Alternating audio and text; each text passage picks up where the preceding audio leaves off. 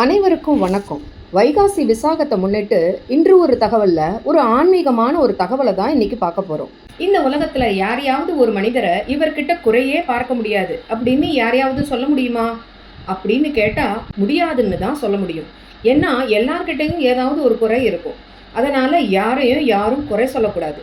இதை தான் வைகாசி விசாகத்துல அவதரிச்ச முருகப்பெருமான் தன்னோட மயில் வாகனம் மூலமா நமக்கு சொல்றாரு. என்ன சொல்றாருன்னு பார்க்கலாம். முருகப்பெருமான் அவதாரம் செய்ய ஏன் விசாக நட்சத்திரத்தை தேர்ந்தெடுத்தார் தெரியுமா? வி அப்படின்னா மேலான, சாகம் என்றால் பறவை அப்படின்னு அர்த்தம்.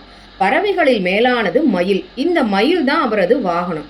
தேவர்களின் தலைவனான இந்திரன் தன் வாகனமான மயிலை முருகனுக்கு பரிசளித்தான். இது தேவ மயில். பத்மாசுரனை சம்ஹாரம் செஞ்ச போது அவனை இரு கூறா பிரித்து ஒரு பகுதியை மயிலா மாத்தினார் இல்லையா முருகன், அது அசுர மயில்.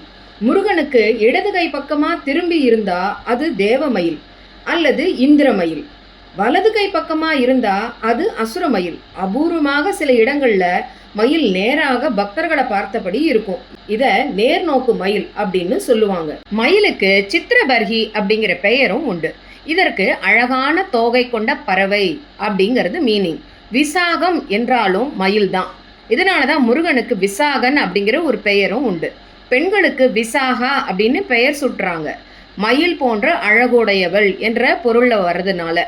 மயில் தொகையை விரித்தால் அது ஓம் என்ற பிரணவ மந்திரத்தை ஒத்திருக்கும். பிரணவம் என்றால் என்றும் புதியது அப்படிங்கிற மீனிங்.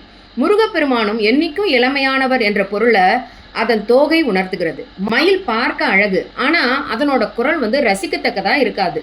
குயில் பார்க்க கருப்பு, ஆனா குரல் இனிமையானது. உலகில் பிறந்த ஒவ்வொரு உயிருக்கும் ஏதோ ஒரு குறை இருக்கும். அதனால யாரையும் குறை சொல்லக்கூடாது அப்படிங்கிறத உணர்த்துகிறார் முருகப்பெருமான். தமிழ் கடவுள் என போற்றப்படுகிறார் முருகன். அவரை முருகு என்பர். இதில் மூ என்ற மெல்லினம், ரூ என்ற இடையினம், கூ என்ற வல்லினம் எழுத்து இணைந்து வருகிறது. அவர் பக்தர்களிடம் மென்மையா நடந்து கொள்றதுனால முதல் எழுத்தா மெல்லின எழுத்து துவங்குகிறது.